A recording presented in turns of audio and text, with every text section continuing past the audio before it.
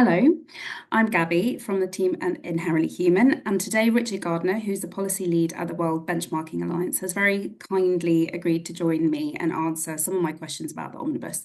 Very lucky here because there are a few people that know more about the omnibus right now than Richard. So, Richard, perhaps let's start at the beginning. What is this omnibus? Thanks, Gabby. Sure. So the term omnibus is something used at EU legislative level to describe a process which you look at and combine and consider overlaps between various legislations. So in itself, it is nothing new. In this case, what it is trying to do is look at three specific pieces of legislation that have been developed over the last 5 years that are intended to drive companies towards a more sustainable and long-term pathway. And in doing that, trying to understand what the actual impacts will be on companies and whether or not these will have a negative effect on their competitiveness and how they function in the global market. It's been proposed on the back of the Draghi report, which was a report privately commissioned by President Ursula von der Leyen of the European Commission last year to look at the issues that Europe may have in its competitive and economic future.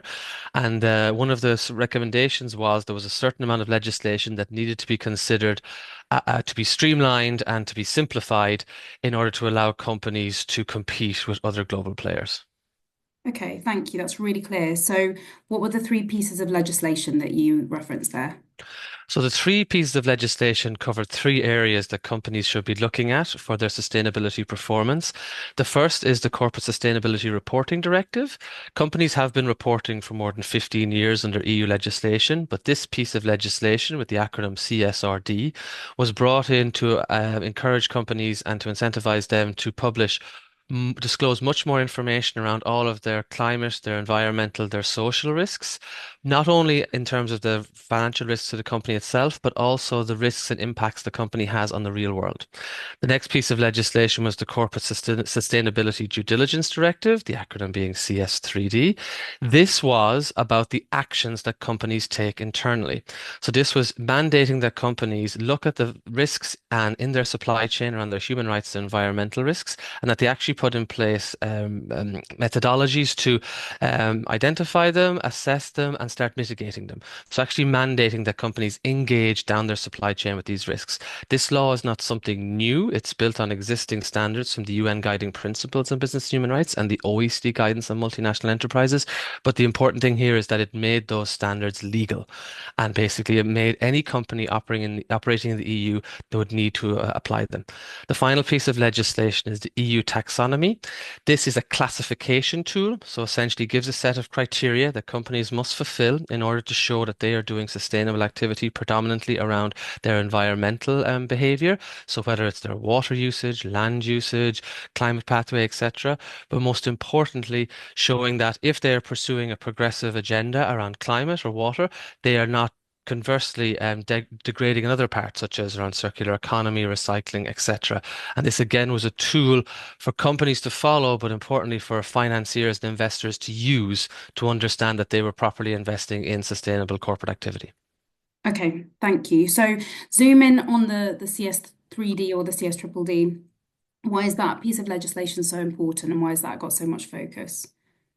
So the CS3D is so important because of all the three pieces of legislation, it is the one that potentially is the biggest game changer. And why I say that is because it's the one that gives a legal behavioral mandate for companies. It essentially mandates that companies can no longer simply just, report on what they're doing, can no longer class certain parts of their business as sustainable, but actually mainstream what we call human rights and environmental due diligence throughout their business operations. And by due diligence, what we mean is that they actually have an active process to identify, understand, and put in place a mitigation plan to deal and address those risks.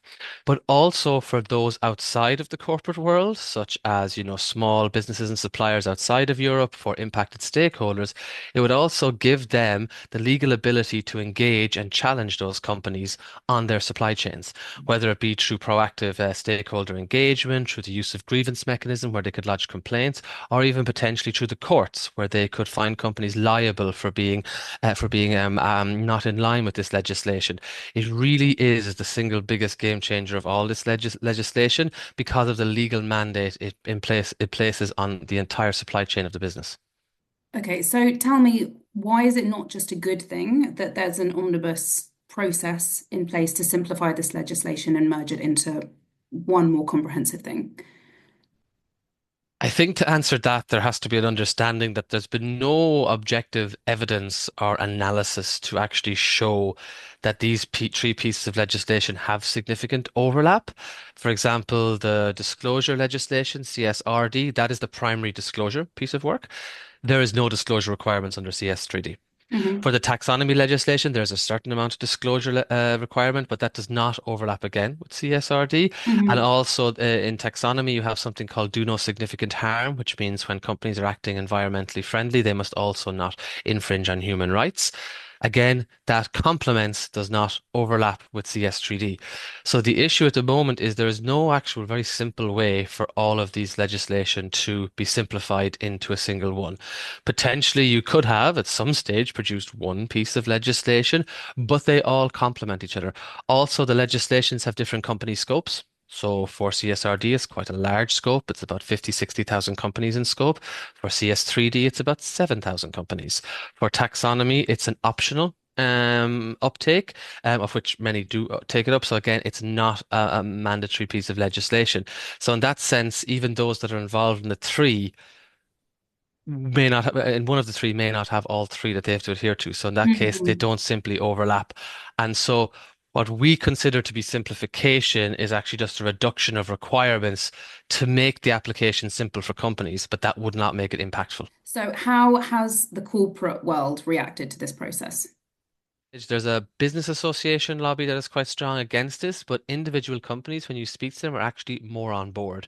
And I think in general, what the progressive businesses want is they know there'll be problems with this law. There's always a problem with implementing the law, but they want to work it out through implementing. They want to actually Okay. start doing this, start seeing the problems in real time, start designing guidance, start designing measures, start having, consultations and roundtables and various things, and a space to bring forward the issues so we can actually look at these as they happen. At the moment, any problems, in inverted commas, that are brought forward are completely theoretical and more scaremongering by companies because this legislation has not come into force yet. Okay. But to be clear, is there a risk that this legislation just isn't going to happen at all? That the CS3D will be scrapped? The real risk that this legislation will not happen at all will be if the European Commission comes out with proposals to significantly change and amend what is currently in the main legislative text. If they do that, they essentially open up the whole text to renegotiation. And currently, the political dynamics at European level are quite different to what they were a year ago. So Mm. there's a real risk that essentially there is a majority that politically that do not support this law, and reopening the text would give them a window to actually delete or remove the legislation. It's unclear exactly how that would happen, but there is definitely a pathway for it. So there is a genuine risk at the moment, depending on the approach the Commission take in the next 3 to 4 weeks, that this legislation could really be challenged by the co-legislators. So that's the elected members of the European Parliament or the member states that sit in the European Council, to actually take that opening to either water down or actually delay or delete the legislation. Okay. So, Richard, my final question, and probably the most important question, is this law is designed to protect people who are vulnerable in supply chains. What's the impact of this whole process and all of these arguments on them? The whole push for this legislation came from voices and impacted groups outside of the European Union. The way the legislation was set up is that it was a preventative mechanism. So the intent was, if this legislation mandated that the voices of potentially impacted communities were heard, that impact should not be realized. Mm. That is quite idealistic and hypothetical, but that is the whole point of due diligence. If Mm. this was just a prohibition tool that said you should have no more, and you should have no more gender abuse in your supply chains, you should have no more child labor, you should have no more environmental degradation, it would be very different because the legislation would then force companies to leave risky areas. They would just leave. Whereas this legislation purposefully says you can stay in risky areas. You can actually stay indefinitely, but you have to engage in trying to mitigate the risks. And part of doing that is actually listening and working with impacted groups or potentially impacted groups so that you understand your full risks. So actually, while it's hard to understand how this would have worked in real time because we're so far out from the actual application date, the logic that was written in is that these groups would have a significant say, and it would be much harder for companies to claim they weren't aware of something. Clear. Thank you so much for your time. It's been really helpful. Thank you. The issue with this is that really they're calling it an omnibus. It's deregulation. Okay, That's exactly what it is. yeah. I So want you sorry. to say that. Um,